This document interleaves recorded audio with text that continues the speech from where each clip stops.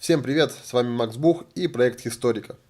В этом видео я расскажу о восхождении альпинистской группы немецких горных егерей на вершину Эльбруса и о военно-исторической реконструкции этого восхождения, проведенной в 2018 году. Итак, поехали.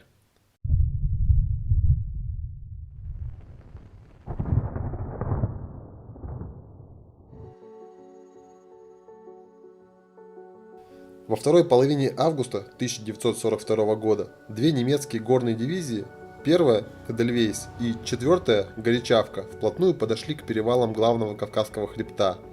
Эти соединения стремились пересечь перевалы с севера на юг и выйти на побережье Черного моря. Однако, когда немецкие егеря были еще только на подходе к высокогорью, командование 49-го горного корпуса спланировало операцию по восхождению группы подготовленных альпинистов из состава войск вермахта на высочайшую гору Европы, западную вершину Эльбруса. Это мероприятие имело не столько военный и тактический характер, сколько спортивный и пропагандистский. Несмотря на это, в журнале боевых действий первой горной дивизии группа называется разведывательной, которой поставлены задачи по разведке и захвату перевалов в районе Эльбруса для дальнейшего продвижения на юг и разгрома советских войск. Эльбрус находился в зоне ответственности первой горной дивизии, однако для поддержания боевого духа сражающихся здесь горных войск, для выполнения этого задания командование решило создать смешанную группу из егерей обеих горных дивизий. Была создана высокогорная рота численностью около 50 человек, в которую набрали опытных альпинистов первой горной дивизии. Командиром высокогорной роты стал гауптман Хайнц Грот. Из 4-й горной дивизии в роту были включены несколько солдат и офицеров. Командир группы горный проводник сухопутных войск гауптман Макс Геммерлер, командир 2-й батареи 94-го горного артиллерийского полка, который должен был стать альпинистским лидером группы, лейтенант Фухс из 91-го горно-егерского полка, лейтенант Ранг из 13-го горно-егерского полка, горный проводник обер-гефрейтор Эмиль Безлер, фотограф штаба дивизии гефрейтор Рубнер и еще 5 егерей. Главным врачом роты стал штабс-арцт или капитан медицинской службы доктор Карл фон Краус, опытный альпинист и участник довоенной экспедиции в Гималаи. 14 августа егеря 4-й дивизии присоединились к высокогорной роте Хайнца Грота и восхождение началось. Всего в роте насчитывалось 9 офицеров, 11 унтер-офицеров и 20 егерей из 1-й дивизии, а также 3 офицера, 2 унтер-офицера и 5 егерей из 4-й дивизии. Из Микоян-Шахара, ныне Карачаевск, рота пешим порядком достигла последнего на пути населенного пункта Хурзук. Далее группа направилась по долине Улукам и, пройдя 30 километров, достигла точки, где разбила свой первый высокогорный лагерь на высоте 2241 метр, который был обозначен на картах как Хютте, что в переводе означает «хижина». Здесь группа разделилась. Часть егерей под командованием лейтенанта Фухса и обер-гефрейтора Безлера направилась на юг для разведки и захвата перевала Азау. Остальные же должны были следовать дальше, в сторону перевала Хотютау. На немецкой карте к северу от перевала Хотютау на западном отроге Эльбруса была отмечена так называемая Вестхютте или западная хижина, которая должна была стать промежуточной точкой перед восхождением на вершину. Для ее разведки от основных сил отделилась еще одна группа егерей под руководством доктора фон Крауса. Разведчики вернулись ни с чем, никакой хижины на месте не оказалось. То ли картографы ошиблись, то ли хижина была разрушена мощными кавказскими метелями, то ли егеря ее просто не нашли. Это переворачивало все планы, потому что за один дневной переход от перевала Хотютао к вершине подняться на 2000 метров и вернуться обратно было физически невозможно. Нужно было искать другое решение, и таким решением стала лежащая на расстоянии 7 километров к востоку высокогорная гостиница «Приют 11», построенная еще до войны. Немцы называли ее Эльбрус Хаус. 17 августа в 4 часа утра рота начала движение из базового лагеря к перевалу Хотютау и к 7:30, преодолев перепад высот в 1300 метров, достигла его. До перевала группа переносила грузы и снаряжение при помощи мулов. Однако дальше, из-за сложности рельефа, егерям пришлось нести вещи на себе. Чтобы иметь фору в движении, группа связистов со своим тяжелым снаряжением под командованием обер-лейтенанта Шнайдера вышла к приюту 11 раньше остальных. Однако, подойдя к гостинице, обнаружила, что она занята красноармейцами. Шнайдер со своей группой незамеченным обошел приют слева и занял позиции в скалах к северу от него. За группой связистов к приюту в одиночку выдвинулся и сам командир роты Гауптман Грот. Увидев там людей, он принял их за своих и зашел внутрь, где был захвачен советскими бойцами. Тем временем основная группа егерей начала свое движение. Солнце поднималось выше, и Фирн начал таять, из-за чего твердая поверхность превратилась в кашу, и движение значительно замедлилось. Колонна егерей начала сильно растягиваться. Из окон приюта эта колонна была хорошо видна, и создавалось впечатление массированного штурма. Красноармейцев было мало, всего около 10 человек, и Гроту удалось убедить их оставить приют и уйти к своим в сторону Баксанской долины. 4 красноармейцев остались на приюте и перешли на сторону немцев, стали их добровольными помощниками, так называемыми хиви. Вот так без боя немцам удалось захватить самую высокогорную гостиницу в мире, которая стала их базовым лагерем для последующего восхождения. Позже, недалеко от нее, егеря оборудовали самую высокогорную пулеметную точку «Гнездо Аиста» и артиллерийскую позицию.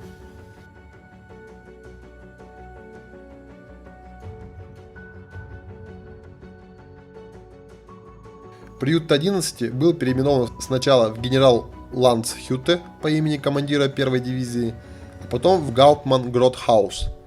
Находившуюся неподалеку метеостанцию егеря назвали Эдельвейс-Хютте или хижина Эдельвейс. 18 августа был днем отдыха и акклиматизации. Из-за высоты егеря испытывали недосыпание и плохой аппетит. 19 августа в 3:30 утра Гауптман Грот приказал начать подготовку подъема на вершину.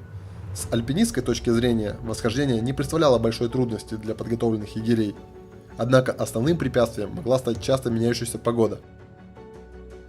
Восхождение началось при отличной погоде, но когда группа достигла скал Пастухова на высоте 4800 метров, погода резко ухудшилась. Началась сильная метель и видимость резко снизилась.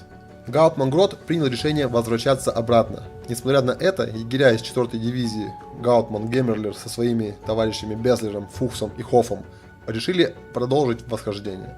В 7:30 они достигли седловины и обнаружили там засыпанную снегом по окна хижину довоенной постройки, которая так и называлась Седловина. Егеря переименовали ее в честь своей дивизии Хенсенхютте или хижина Горячавка. Бойцы залезли внутрь и решили там отдохнуть, выпить горячего чая и переждать непогоду. К полудню погода прояснилась, и вершина Эльбруса оказалась доступна для восхождения, но из-за солидарности к своим товарищам егеря 4-й дивизии решили прекратить подъем и вернуться назад, чтобы позже всем вместе закончить начатое. 20 августа весь день бушевала снежная буря, и солдаты отдыхали в приюте 11. На следующий день, 21 августа, в 3 часа утра, началась новая попытка восхождения на вершину, в которой участвовали 16 егерей 1-й дивизии и 5 егерей 4-й. Остальные солдаты остались на приюте для охранения. Вскоре группу окутал густой туман и начался снегопад. Дальнейшее восхождение пришлось продолжать по компасу. Через некоторое время егеря достигли седловины и хижины Горячавка. Погода становилась все хуже, а видимость падала все сильнее. Несмотря на снежный шторм, было решено двигаться дальше. Около 11 утра егеря достигли места, которое по внешним признакам определили как вершину, потому что видимость была практически нулевая. Оберфельдфебель Кюммерле из 1-й дивизии воткнул в Фирн шток с имперским флагом. Рядом установили вымпелы обеих горных дивизий. Егеря салютовали, поздравили друг друга и двинулись в обратный путь.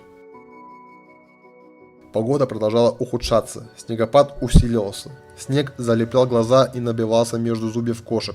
В одной связке из-за этого одновременно упали сразу 3 егеря, но опытный альпинист доктор Краус сумел удержать своих товарищей. Одному из солдат стало плохо, его пришлось практически тащить. Моральный настрой сильно упал, группа растянулась и каждый начал спуск поодиночке. Между Гротом и Геммерлером постоянно возникали разногласия о маршруте и порядке движения. все это могло привести к гибели всей группы. Однако Максу Геммерлеру удалось навести порядок, и дальнейшее движение стало проходить более слаженно. К 16 часам егеря вернулись в приют 11. Задание было выполнено. Через 2 дня, 23 августа, погода снова улучшилась, и группа горных егерей из 2-й роты 98-го горно-егерского полка под командованием обер-лейтенанта Герберта Лейпольда поднялась на вершину. В ходе этого восхождения егеря установили, что флаги и вымпелы первого восхождения были установлены не на геодезическом знаке, обозначающем вершину, а на возвышении неподалеку от него. Позже было совершено еще несколько восхождений в хорошую погоду, которые были запечатлены на фото и кинопленку. Например, 7 сентября известный немецкий путешественник, альпинист и военный корреспондент Ганс Хертель в составе группы егерей под командованием Ганса Майера и лейтенанта Роберта Фюцнера при хорошей погоде поднялся на вершину и заснял постановочное водружение флагов на кинопленку. Эти кадры легли в основу фильма «Товарищи по знакам Эдельвейс».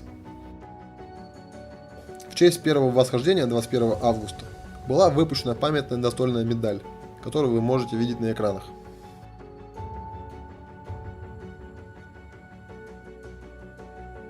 В феврале 1943 года советские альпинистские группы под руководством опытных альпинистов Александра Гусева и Николая Гусака совершили восхождение на обе вершины Эльбруса, сняли остатки немецких флагов и водрузили там красное знамя. Красноармейцам пришлось гораздо труднее, так как зимнее восхождение представляет собой совершенно иную по сложности задачу. Им, так же как и немцам, не повезло с погодой, а кадры восхождения под ясным небом были засняты немного позже.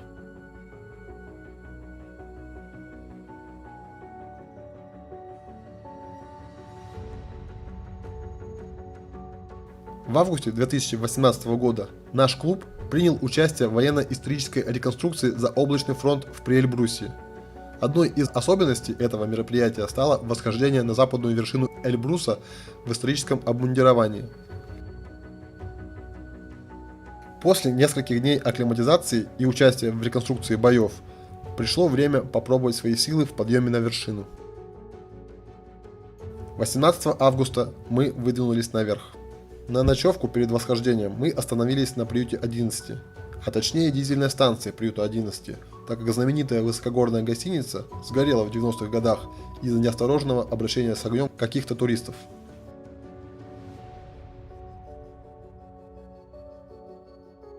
В первый день мы вышли на акклиматизационный выход к скалам Пастухова, где ровно 76 лет назад, 19 августа 1942 года, группа Грота повернула вниз, а группа Геммерлера продолжила движение. Погода стояла отличная, но дул сильный ветер. Было довольно холодно. Чтобы не отморозить пальцы ног в ботинках, приходилось ими постоянно шевелить. На следующий день в 3 часа утра мы выдвинулись на вершину. Восточная вершина. Только что поднялись с седловины. Остался последний подъем. Все уставшие, но довольные, так как погода очень радует. Солнышко, тепло и ветра нет. На вершине нас встретили удивленные нашим внешним видом туристы из России, Германии и Польши.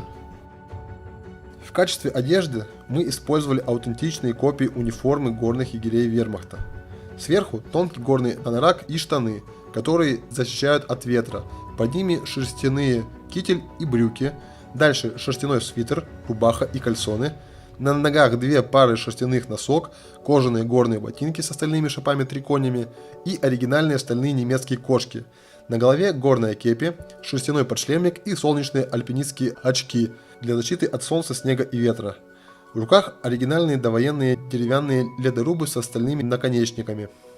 Для защиты от солнечных ожогов на протяжении всего путешествия в высокогорье мы использовали цинковую мазь, как это раньше делали немецкие и советские альпинисты. В качестве пайка мы взяли с собой орехи, сухофрукты, глюкозу, шоколад в аутентичных упаковках и воду во флягах. Спускаться вниз по рыхлому снегу оказалось довольно утомительной задачей, поэтому, где это было возможно, мы воспользовались техникой повеселее.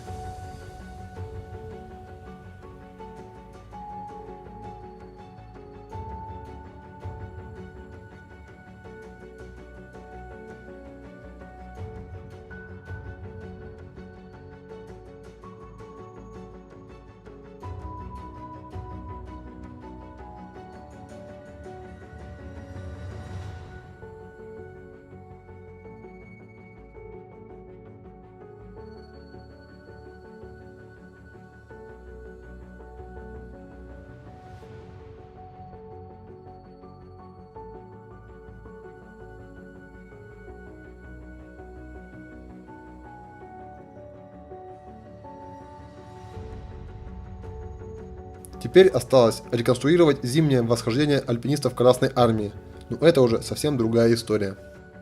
С вами был Макс Бух и проект Хисторика. Подписывайтесь на канал, ставьте лайки. На этом все. Пока.